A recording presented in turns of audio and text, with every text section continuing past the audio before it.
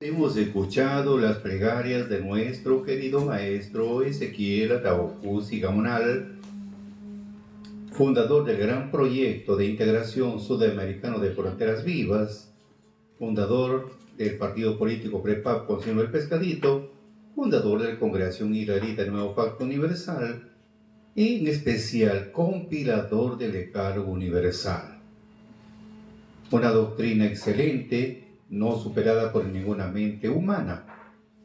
Y hablamos, amigos, de la doctrina de Dios, bendito sea el Creador, que gracias a la doctrina permite hacernos ver la parte oscura de nuestro corazón.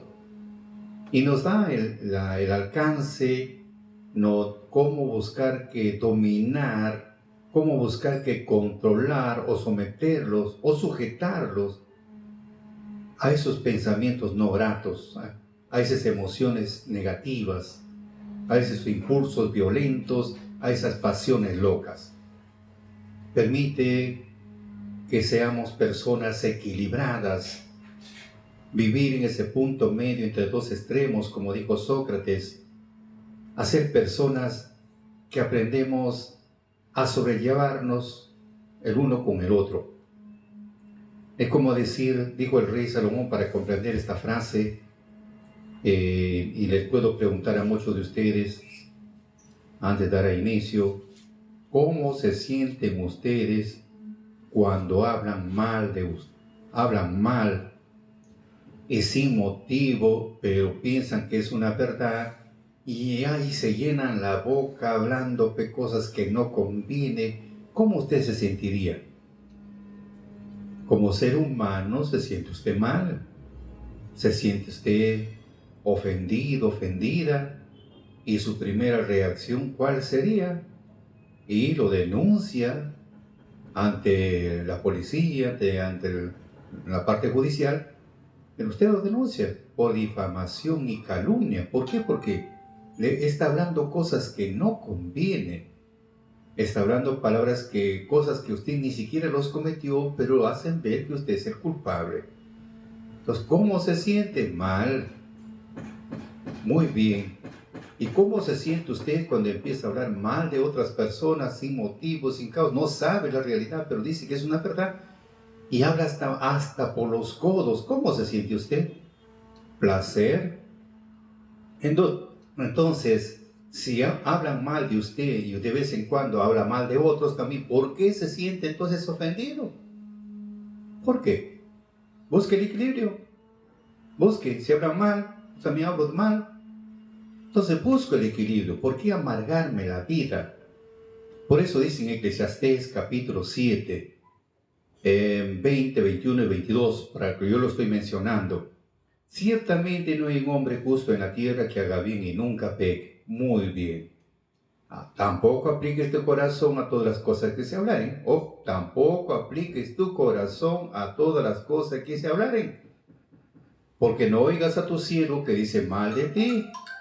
Porque tu corazón sabe que tú también dijiste mal de otros muchas veces. Por eso vuelvo a repetir. Ciertamente no hay un hombre justo en la tierra que haga bien y nunca peque.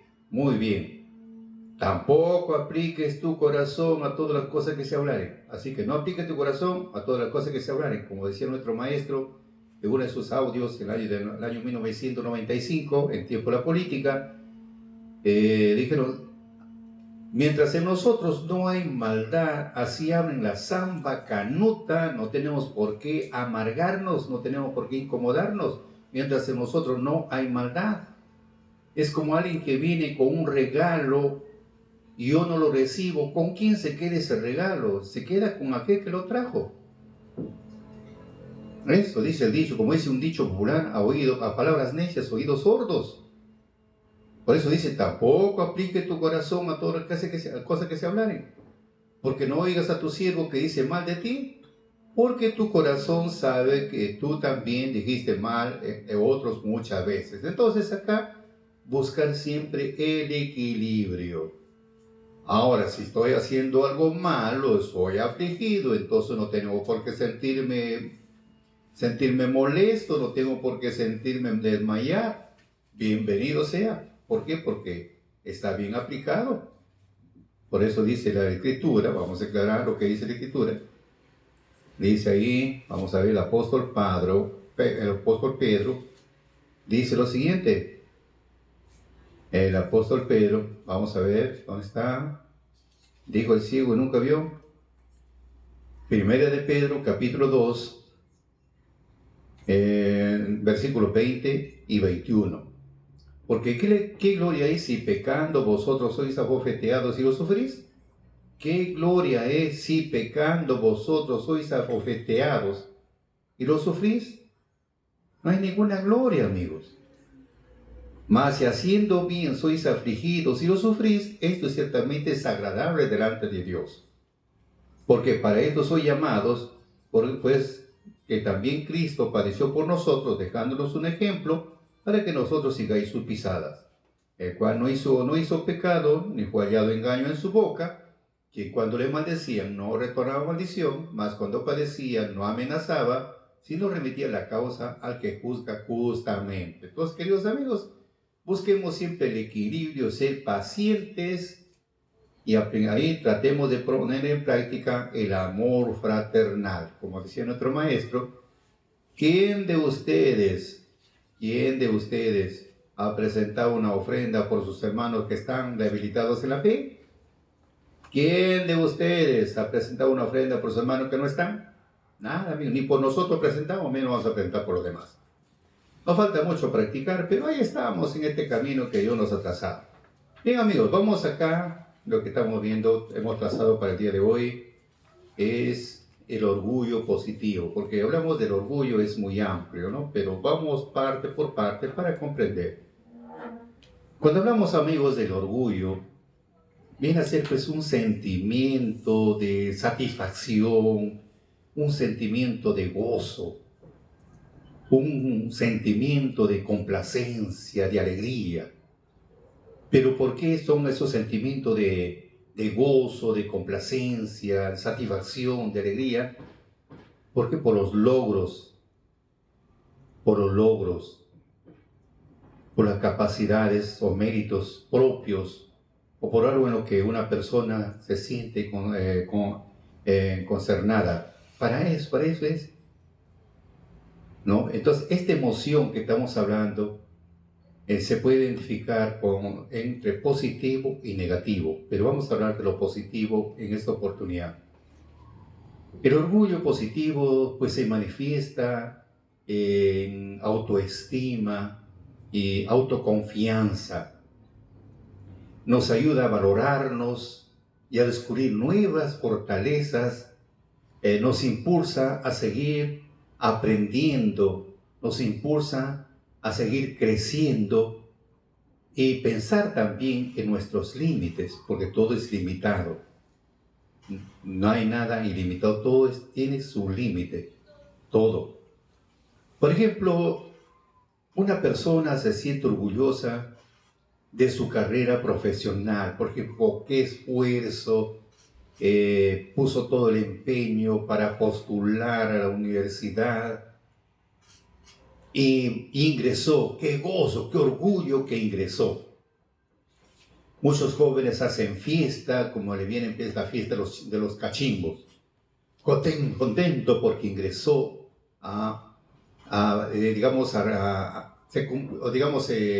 su sueño está en proyecto.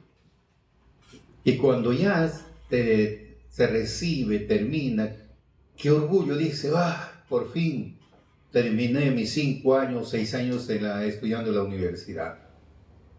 Entonces una persona se siente orgullosa de su carrera profesional, se siente orgullosa de sus logros, de repente algo atrasado en su vida y llegó a la consumación, llegó al final, que se siente contento por los logros.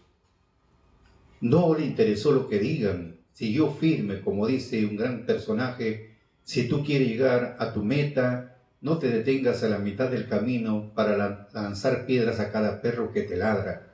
O sea que la decisión, por eso dice el dicho, para un hombre decidido todas las puertas tienen voces. Entonces es una persona que se siente orgullosa de su carrera profesional, de sus logros que ha alcanzado en su trabajo. Entonces, eso es parte de la alegría que estamos mencionando, o de una madre también, con qué sacrificio, con qué, digamos, con qué sufrimientos lo sacó adelante a su hijo para que surja, consiga su propósito, sus logros, sus logros académicos de sus hijos. Los padres en especial se sienten felices porque sus hijos alcanzaron sus sueños. Ese es el orgullo, se siente una madre orgullosa de que tiene un hijo que ha escogido el camino correcto, se siente orgullosa una madre, un padre, se sienten orgullosos. O hermanos, por fin mi hermano, mi hermana consiguió algo, su meta, qué feliz. Ese es un orgullo, un sentimiento satisfactorio, de gozo, de alegría. Entonces estamos hablando del orgullo positivo. ¿Ah? Una persona se siente orgullosa de su capacidad que tiene para superar dificultades, de alcanzar sus metas. Y de nuestra parte nosotros, pues refleja una satisfacción de alegría, una satisfacción de aprecio por sus logros, acciones y cualidades. Se manifiesta en nosotros como un sentimiento de aprecio por su esfuerzo, y reconocemos sus logros académicos, profesionales, deportivos o todo de otro tipo de actividad que realiza nuestros hijos o amigos o hermanos espirituales, etc. Esa es parte de ser uno siente un sentimiento de satisfacción, un orgullo, ¿no? Por los logros, capacidades o méritos propios o de nuestros semejantes. Ejemplo tenemos, por ejemplo, de ese orgullo positivo, el ejemplo del apóstol Pablo, que sintió gozo por el llamado que Dios lo hizo, a pesar que era un perseguidor de los cristianos, y terminó en el camino cuando fue con dirección a Damasco. Se le presenta pues nuestro Señor Jesucristo y dice: ¿por qué me persigues? Y luego vemos ahí, se dedica a seguir los caminos, lo que Dios le había trazado. Entonces se convierte en un hombre muy importante, porque su misión era ir a los gentiles, y su labor realizar en los gentiles fue con mucho éxito y también muchas dificultades, que él se sentía feliz en las dificultades que se le presentaban. Él no se sentía morir, al contrario, él se sentía feliz, que cuanto más problemas había, él se sentía feliz. ¿Por qué? Porque él cumplía su misión y también aprendió a controlar sus pasiones negativas. Él aprendió a controlar, como dice, Dios le dijo a Caín: si tú obras bien, el pecado, dice, no, si tú obras bien, andas con la cabeza levantada, pero si tú obras mal, el pecado está agazapado a la puerta, esperando en qué momento te va a encontrar descuidado. Pero tú debes dominarlo, tú debes dominarlo. Entonces acá Pablo dominó sus pasiones locas, dominó. Por eso recomendaba en su carta a los Efesios amortiguar vuestros miembros. Amortiguar significa controlar nuestros miembros. Entonces él empezó a controlar, y esa es la recomendación que Dios nos hace. Entonces él demostró, como dice 2 Timoteo 1, 11 y 12, el cual yo soy puesto predicador y apóstol y maestro de los gentiles. Miren el orgullo que él siente, ese sentimiento de satisfacción, de gozo, de complacencia, de alegría, del cual yo soy puesto predicador, apóstol y maestro de los gentiles, por lo cual asimismo padezco esto. Así que porque tampoco uno se siente, digamos, por el cargo de esto, sino la responsabilidad que tiene que hacer, de llevar a cabo. Donde eres bien recibido, más eres mal recibido que bien recibido. No es nada sencillo, no es que todo es gozo, no, hay mucho sufrimiento. Y si usted ve a través de la historia, los profetas, ¿acaso fue todo gozo? No, no fue todo gozo, mucho sufrimiento. Tenemos el profeta Isaías, el profeta Jeremías, que al final lo salen descuartizando por la mitad. Entonces, amigos, no es perigoso como Dios te elige para que cumplas una tarea de parte de Él. Ese es el gozo, la alegría, ese es el gozo, el orgullo que te sientes, esa satisfacción, ese sentimiento de satisfactorio, de gozo, de complacencia. Por eso decía el apóstol Pablo, soy puesto predicador y apóstol de los gentiles. Por lo cual asimismo padezco estos. También había padecimientos, mas no me avergüenzo. Por eso decía, no me avergüenzo del Evangelio. Él sentía contento, porque yo sé, sé en quién he creído. Entonces la base que él se sentía orgulloso, porque él había recibido el llamado de un gran supremo, había recibido un llamado y para que cumpla una tarea. Entonces en él había un sentimiento satisfactorio. Y eso debe ser en nosotros un sentimiento de satisfacción que Dios, perdidos en el mundo, sin esperanza y sin consuelo, y nos eligió. Y luego pagó un precio por nosotros, nos limpió de todos nuestros ídolos, nuestros ídolos, de nuestras inmundicias, nos vistió con ropa de gala. Es un gozo, un sentimiento de complacencia, complacidos.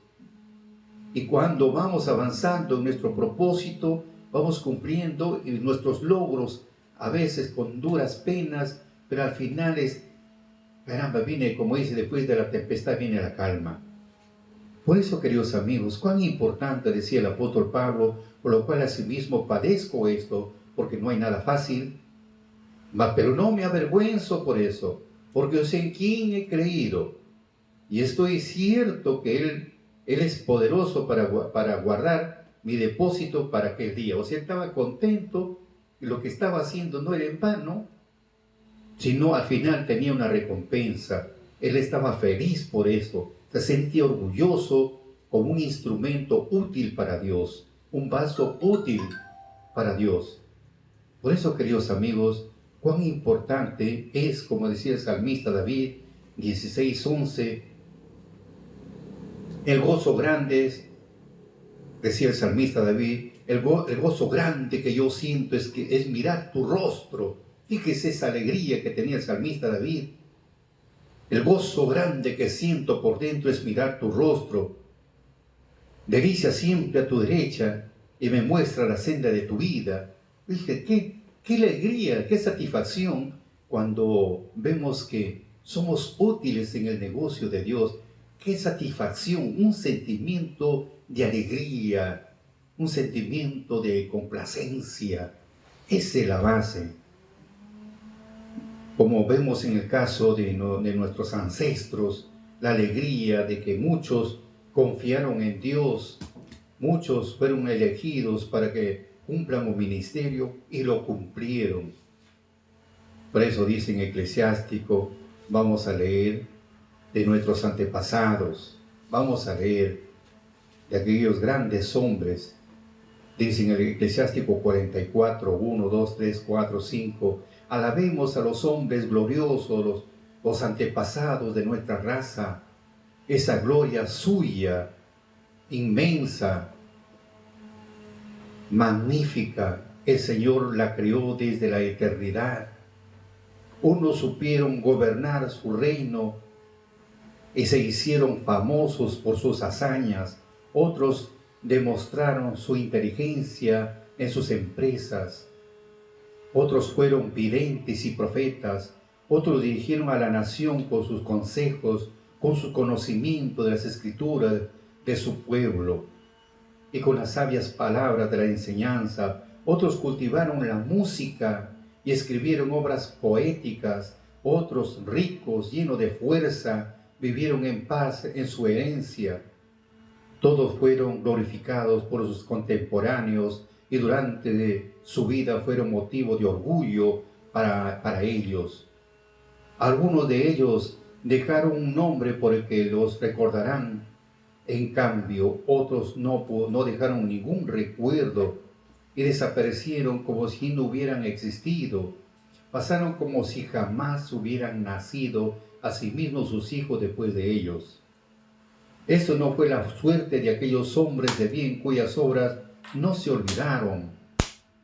Su nombre se perpetúa en su descendencia y permanecen en la rica herencia que son sus hijos. Su descendencia se mantuvo fiel a la alianza, sus hijos le fueron gracias a ellos, su descendencia permanecerá para siempre, su gloria no será destruida, sus cuerpos fueron sepultados en paz, pero su nombre vive por generaciones. Los pueblos proclaman su sabiduría y la asamblea publica su alabanza.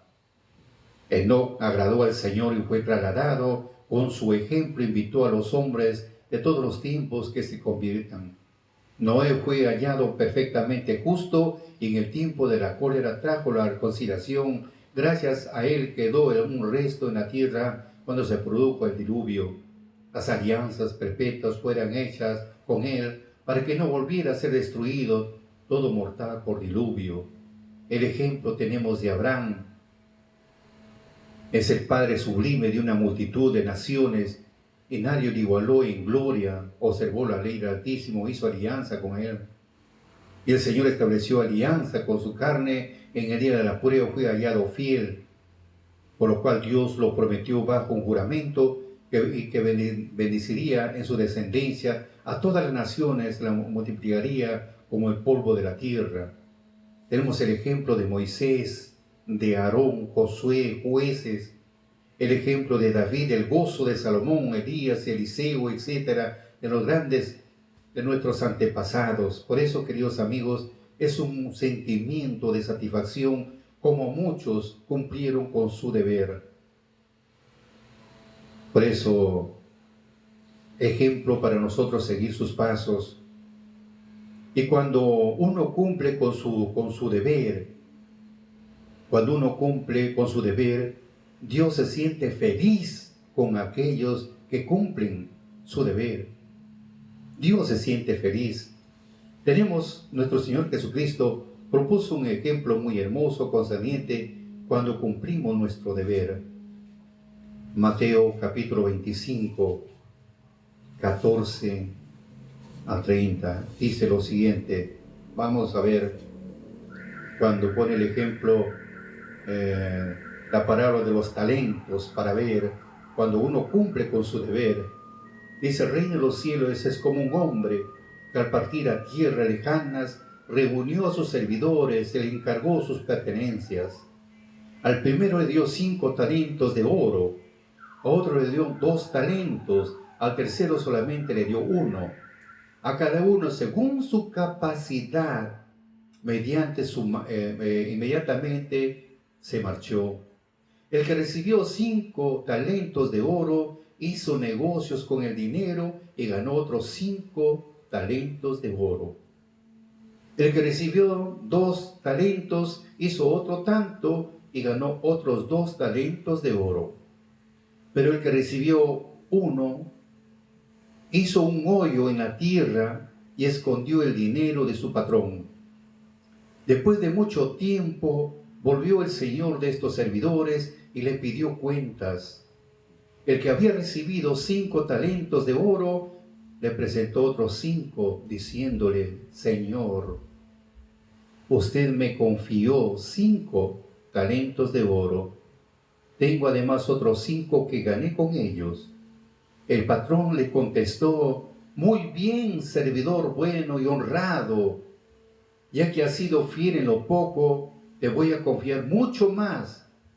Ven a compartir conmigo la alegría de tu Señor. Contento porque cumplió con este siervo. Llegó pues el que tenía 2 talentos de oro y dijo: Señor, aquí está lo que me has confiado. Traigo además otros 2 talentos de oro que gané con ellos. El patrón le dijo: muy bien, servidor bueno y honrado. Ya que has sido fiel en lo poco, yo te confiaré mucho más. Ven a compartir conmigo la alegría de tu Señor. Y por último vino el que había recibido un talento y dijo: Señor, yo sé que eres un hombre exigente, que quieres cosechar donde no has sembrado y recoger donde no has trillado. Por eso yo tuve miedo y escondí en tierra tu dinero. Aquí tienes lo tuyo. Pero su patrón le contestó: siervo malo, flojo, inútil. Tú sabías que cosecho donde no es plantado y recojo donde no has sembrado. Por eso mismo debías haber colocado mi dinero en el banco y a mi vuelta me lo hubieras entregado con intereses. Quítele pues el talento a este inútil y entrégueselo al que tiene 10. Porque al que tiene se le dará y tendrá en abundancia, pero el que no tiene se le quitará hasta que lo que no tiene. Y a este servidor inútil, hecho en la oscuridad y allá afuera, allí habrá llanto y desesperación. Por eso le digo, amigos, Dios se siente feliz cuando nos da un ministerio, nos da un don, nos da un deber que cumplir, nos da una función. Como dice el apóstol Pablo, Dios nos da un don y el mismo Espíritu es el que obra. Y tenemos que trabajarlo, y esa es la alegría cuando tú estás cumpliendo con tu deber y pones a Dios por delante y pides que Dios el que obre a través de uno. La felicidad es grande cuando ves que vas logrando. Esa es la felicidad grande que uno siente, ese sentimiento satisfactorio de esos logros cuando ves en el camino que muchos enfermos, locos, se vuelven hombres normales y sanos. Pero no lo haces tú, sino lo hace Dios tú eres un instrumento y a través de ti ves muchas cosas que eran imposibles para el hombre. Entonces, esa es una emoción satisfactoria, positiva, ese sentimiento de complacencia, ese sentimiento de gozo. Pero, ¿qué pasaría, amigos, si no cumplimos con nuestro deber? Acabamos de escuchar, así como este siervo que lo enterró la moneda de oro donde no siembra ni cosecha el dueño, al final le quitó, y a él lo mataron de pies y de manos, lo botaron al infierno, pero ese talento le dio a aquel que era más responsable.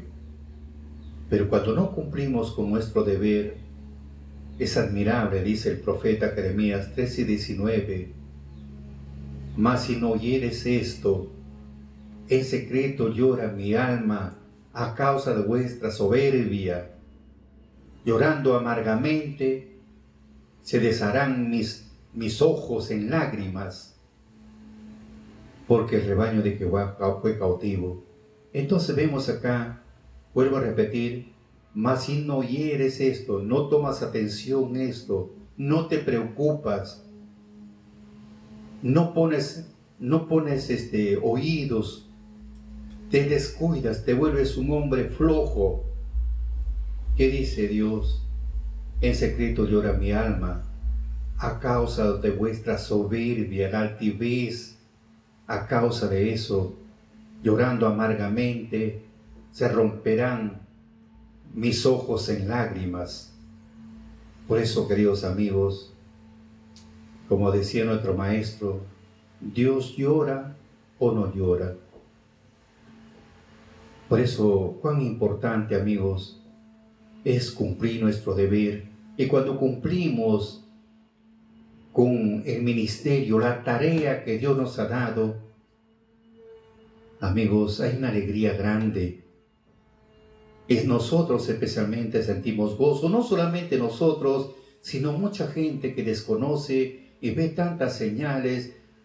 ¡Qué felicidad! Vemos en el tiempo de los apóstoles, vamos a ver un ejemplo de alegría, de felicidad, de ese sentimiento satisfactorio.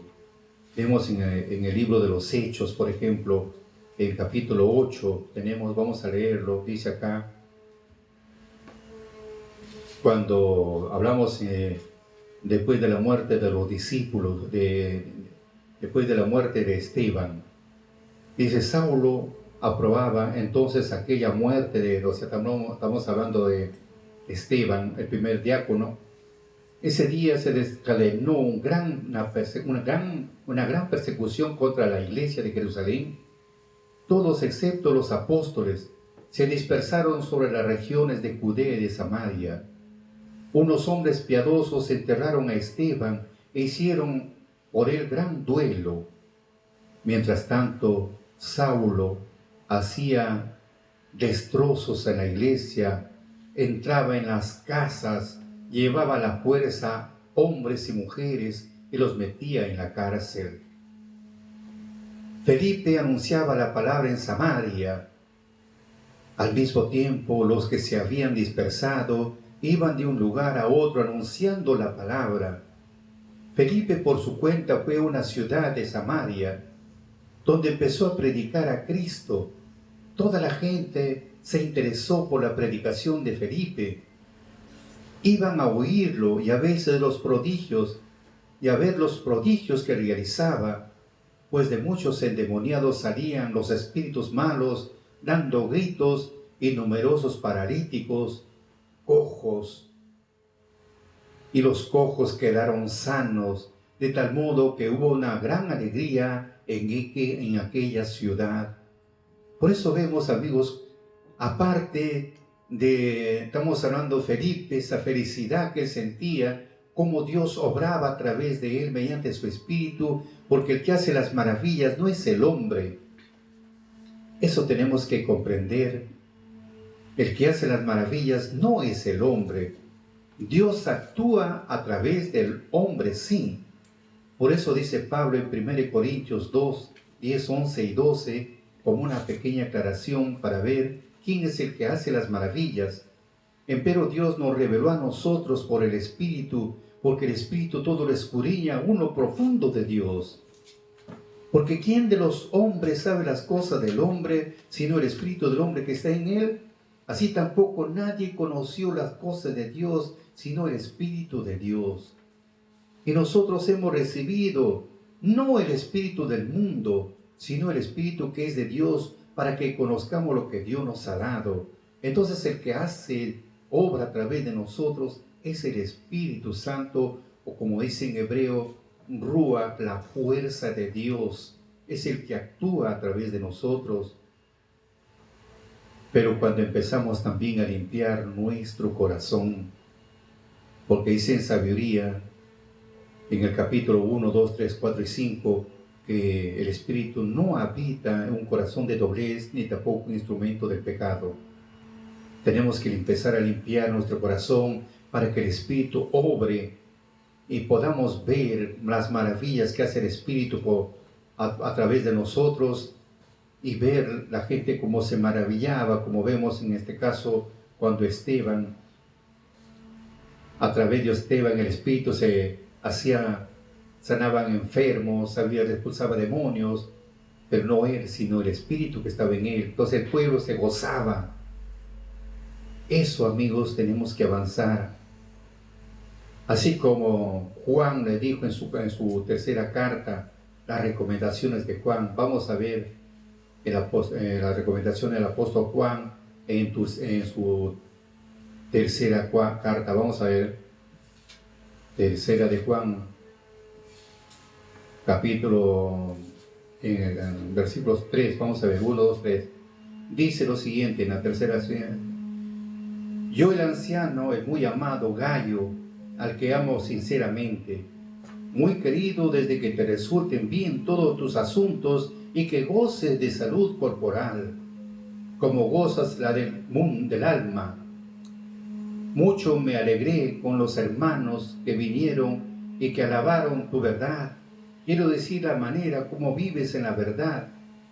Nada me causa mayor alegría que saber que mis hijos viven en la verdad. Fíjese qué alegría, todo esto lo que estamos viendo, qué alegría, qué felicidad. Hay un gran gozo. Eso debemos alcanzar cuando el Espíritu empieza a obrar. No es para enseñorearnos nosotros, sino cómo el Espíritu nos utiliza y realiza sus ministerios. Porque si yo hablo que es algo personal, yo voy a tener muchos problemas, porque en mí no hay potestad, en mí no hay poder. ejemplo tenemos la de Moisés para darnos una idea. El pueblo se moría de sed, eran casi 3 millones de habitantes. Los animales, el pueblo lo quiso matar a pedradas a Moisés y a Aarón por haberlos sacado de la tierra de Egipto, y le dijeron: tú nos has traído a este desierto a matarnos de sed, a perecer en el desierto. Quisieron matarlo a pedradas.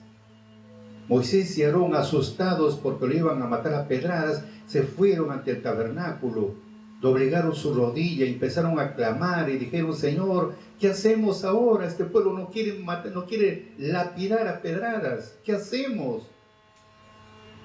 El pueblo se muere de sed. Escucha, la gloria de Dios se manifiesta, le dice Moisés: ¿qué tienes en la mano? Tengo una vara, Señor. Muy bien, ¿ves al frente esa roca? Sí, Señor, anda y tócale, y le dará agua al pueblo y a sus animales. Moisés, contento y feliz de que recibió la respuesta de parte de Dios, se va a la roca, lo reúne al pueblo y le dice: pueblo loco y ignorante, ¿qué piensa que no vamos a sacar agua a esta roca? Va, toca la roca, no salió agua. ¡Qué decepción! No salió agua. Por segunda vez vuelve a tocar y salió agua. Y luego Dios le dice a Moisés: Moisés, Moisés, como ustedes no me han glorificado delante del pueblo, no entrarán a la tierra prometida. ¿Cuál hubiera sido entonces su reacción de Moisés y Aarón, porque andaban los dos hermanos juntos? Su expresión hubiera sido así: pueblo loco, ignorante, ¿qué piensan que Dios no va a sacar agua a esta roca? Entonces Dios se hubiera glorificado. Pero no, dijeron: nosotros, saca agua. Por eso nosotros, no hay que yo, por mí, yo, no. Existe antiguamente sí un yo, sí. Pero Dios, el que hace todo, hace. Por eso nuestro maestro, en su tema, la creación de Cristo, dice lo siguiente: si Jesús habla, no se cumple. Nos escalofría el cuerpo cuando hablamos de esta frase. Si Jesús habla, no se cumple. ¿Cómo es posible eso? No, amigos. Él dijo así: si Jesús habla, no se cumple. Pero si el Espíritu Santo habla por la boca de Jesús, todo se cumple, y esto es poderoso. Entonces, el que hace y deshace a través de un instrumento, a través de una persona, un ser humano, cuando lo toma como instrumento, Dios es el que obra a través de la persona. En el ejemplo de Moisés, que una vara tenía poder, Dios obraba a través de Moisés, a través de Aarón. Cuando lo humilló a los dioses de Egipto, cuando cruzaron el Mar Rojo, cuando las aguas ácidas se convirtieron en aguas dulces. ¿Quién lo hizo? ¿Moisés? No, Dios. Sino que Moisés tenía que clamar y Dios obraba. Cuando le atacaron las 5 naciones, a los gigantes, ¿cómo Moisés le va a ganar pues, a los gigantes, con gente que eran pues esclavos, más dedicados a las canteras, de gente que hacían adobes? ¿Cómo? No agarraban ni siquiera un arma. Dios les obró a través. Entonces vemos acá, el que obra es Dios, y esa es una alegría, un regocijo, un gozo, cuando vemos que Dios obra. Así como pasaron el Mar Rojo, cruzaron asustados, pues paredes para volado por agua, pasaron por tierra seca, y luego cuando se cerró el mar, sintieron un gozo el pueblo, un gozo que fueron salvados de la espada de los soldados egipcios. Vemos el gozo, cómo Dios obra y nos cuida. Y si tenemos un ministerio, no lo hagamos nosotros, sino: Señor, gracias, que tú eres el encargado, tú eres el que obras a través de nosotros, para que cuantos no te conocen, cuantos no crean en ti, empiecen a creer en ti.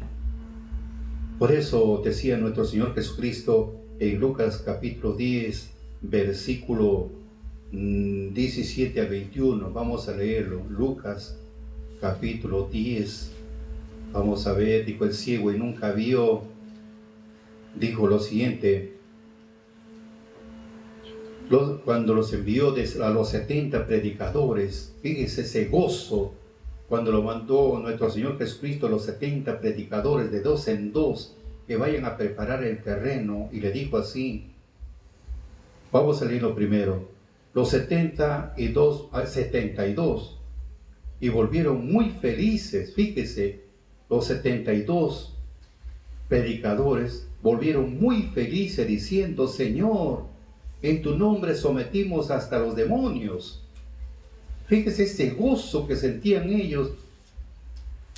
Ellos hablaban, pedían a Dios y Dios obraba. Uno siente pues un gozo, una alegría. Así como yo sentí ver a un muerto resucitar después de varias horas, resucitar, como Dios obró y lo llamó por su nombre todavía esa criatura. Como Dios obró, uno siente una alegría y derrama tus lágrimas de emoción porque ves algo lo que tus ojos nunca pudieron ver. Entonces uno se siente así como los 72 predicadores cuando volvieron y dijeron: Señor, en tu nombre sentimos hasta, en tu nombre sometimos hasta los demonios. Jesús le dijo: yo veía a Satanás caer del cielo como un rayo. Sepa que les di el poder de pisotear a las serpientes o los escorpiones y a todas las fuerzas del enemigo, y nada podrá dañarles a ustedes. Fíjese, él veía todo, porque el que hace no eran ellos, sino el poder de Dios o la fuerza de Dios o el Espíritu de Dios el que lo sometía a todo eso. Por eso, amigos, es muy importante. Por eso vuelvo a repetir, dice la Escritura, los 72 volvieron muy felices, diciendo: Señor, en tu nombre sometimos hasta los demonios. Jesús les dijo: yo veía a Satanás caer del cielo como un rayo. Sepan que les di el poder de pisotear a las serpientes, de pisotear a los escorpiones y a todas las fuerzas del enemigo. No estamos hablando de una serpiente que anda arrastrando, sino es algo figurativo. Las serpientes, como es en Apocalipsis, la serpiente antigua o el hombre antiguo, los escorpiones y a todas las fuerzas del enemigo. Estamos hablando fuerzas negativas. Y nada podría hacerles daño a ustedes, pero sin embargo, no se alegren porque someten a los demonios. Alégrese más bien porque sus nombres están escritos en los cielos. Esa es la base, queridos amigos, para hacer todas estas maravillas que el Espíritu obra a través de nosotros. Es que nuestros nombres están escritos en el libro de la vida. Y si estamos en el libro de la vida, hagamos un esfuerzo para que no sean borrados. Así como vemos en el caso de Moisés, cuando el Dios quiso desaparecer a su pueblo después que adoraron al becerro en el desierto, cuando Moisés les rompió las tablas, Moisés tuvo que rogar por el pueblo para que no lo destruya. Le dijo: Señor, si vas a destruir a tu pueblo, mejor bórrame de tu libro. ¿Y cuál fue la respuesta de nuestro Creador hacia Moisés? Moisés, yo voy a borrar de mi libro aquel que pecare contra mí. Entonces, amigos, esforcémonos para no ser borrados del libro del Señor. Bien, amigos, para mayor información, síguenos en nuestra cuenta de Santos Salazar Silva, en la cuenta de Vicky Medina, Facebook, Instagram, TikTok y YouTube, y compartan con sus amistades para llegar a más cientos de la palabra de Dios.